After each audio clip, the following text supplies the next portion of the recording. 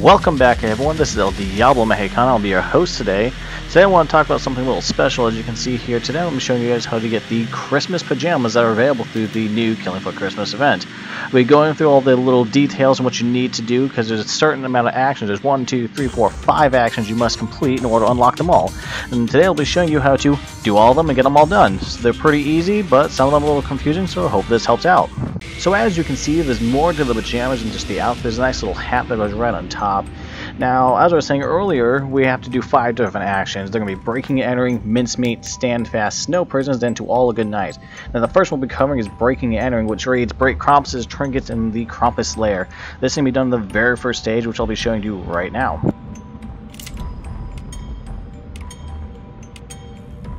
At the very beginning of the level, you can start above ground, and you have to move to the very back and you'll reach a house, and this is where the very first action is. When I originally did this, I thought you had to blow up a bunch of items at the boss's lair, but that is not the case. This very first action takes place in the very first stage right here. So like I was saying, in the back, you can see a bunch of glowing items. You'll see Santa boots, Santa hat, portraits of Santa, which I'm destroying right now. And ignore that sis, that little bastard grabbed me.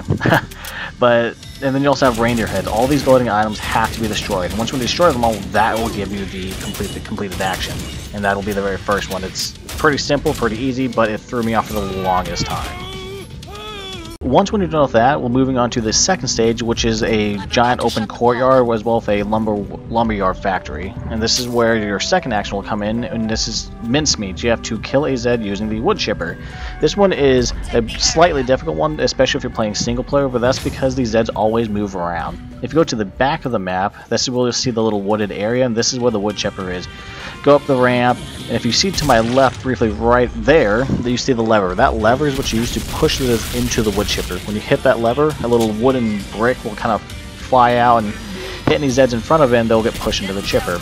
Now, like I said, the reason why this one's so hard, especially in single players, because a lot of the times they don't stand put, they don't stay put, and so if you're using SWAT, sometimes flashbangs kill them.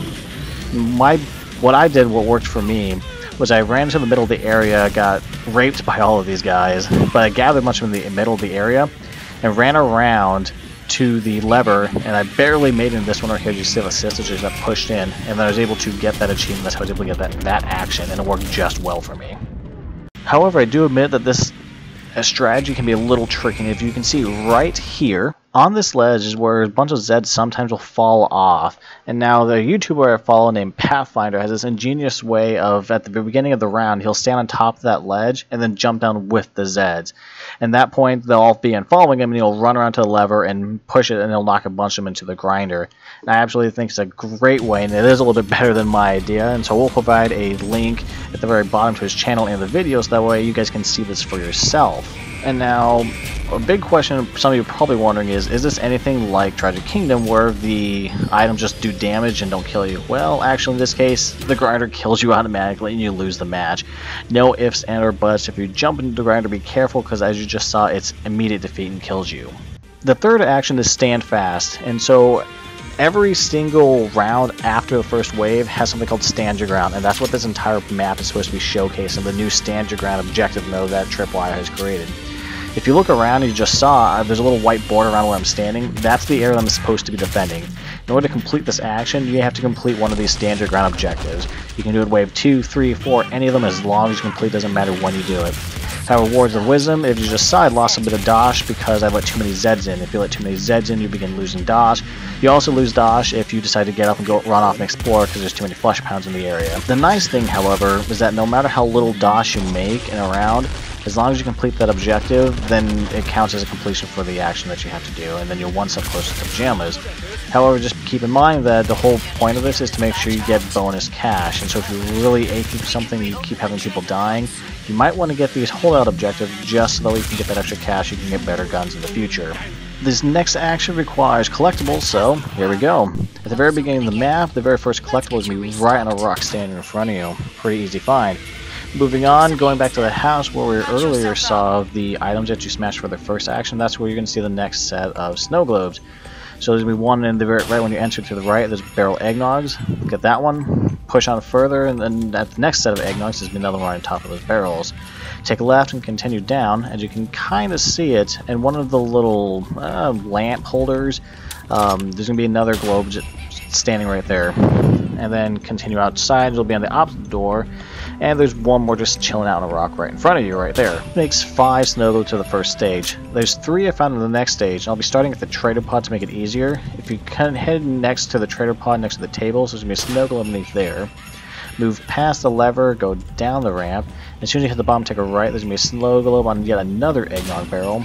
Continue pushing on, go past the fence, and when you see that little lumber pile right there, you're going to see a snow globe just chilling out right on top waiting for it to get shot. That'll put you at 8 for now. Starting at the next trader pod, there's going to be a snow globe right in front of you. That'll put you at 9. Now I did get more than 10 just in case you missed some in the earlier stages, but push on, go past the bridge, and you'll see the one on the branch. Turn around, there's going to be your next snow globe at the very bottom. Continue on, pushing on past the little torture cages. Underneath one near the edge, there's going to be another snow globe. Pushing on, so many dead bodies. Before you miss that one, moving down, there's one in the cage. Now this next one I missed, and so I did run right past it, but if you look to the right, that was with a snow globe. So yeah, me being the dumbass I am, walk past the stairs, la-di-da-di-da, turn around, up, there it is, and that'll put you at another snow globe. Now the next one that I found is if you follow the path normally, this will be for your 3rd stage snow globe. Before you drop down, there's a snow globe right there on the right, and then you'll be dropping down and you'll be at the next area. Starting from there, the next trader pod, push down the corridor, and before at the little junction there's going to be a snow globe in that dead end. Take a left and can head in on the same direction, and be right before you move into the boss stage, there's that snow globe you just saw me shoot. And right beyond that, there's going to be another 3rd one that I found at the little archway, and that'll lead us to the boss room. Turn around when you're at the trader pod, and on top of the little throne thing, there's going to be one in the chair. And I only found 2 of them in this area. And so if you loop all the way around, sticking to the rightmost edge, and just keep on following this, you'll soon come across more cages, which you should see about right now. And in between the one that's laying on its side, that's where you're going to be finding the next snow globe, and that'll put it for all the snow globes I've personally found so far. The final action is Into All a Good Night, where you have to kill the boss Krampus or the Abomination on hard or higher. Now this one is, I don't like saying it, but Krampus is a pretty easy boss. He has 3 sets of armor. I believe it's his head, chest, and legs. And once when you shoot up, that armor exposes weak points. Krampus does have some interesting moves. As you just saw, he sucked me up and tried to eat me. He does this to other Zeds, and when he eats them, he essentially shits them out and turns them into little monsters. There's no other way to describe it, as you just see now. And they come up to you, they blow off in your face, and they drop goo everywhere. He's kind of a gross boss, if we're being honest. But the sad thing is that because he's easy, as you're seeing, I am playing just on hard, just kind of quickly run through it, but not a lot of damage dealt to me. Same thing is on Suicidal and Hell on Earth. You don't get a lot of damage. The only way you really can die is if you get swarmed by both the Zeds and then the little monsters that he creates. And best way to kill him, again, knock off his helmet, and you should kill him pretty quickly with any high DPS perks such as Sharpshooter, Gunslinger, Berserker, any of those high-end perks, he'll drop quickly. And there you have it, ladies and gentlemen. There's all 5 actions you need to do in order to get the pajamas. Hope you guys enjoyed the video, and I hope it was helpful. If so, please give it a like. I need all the help I can get.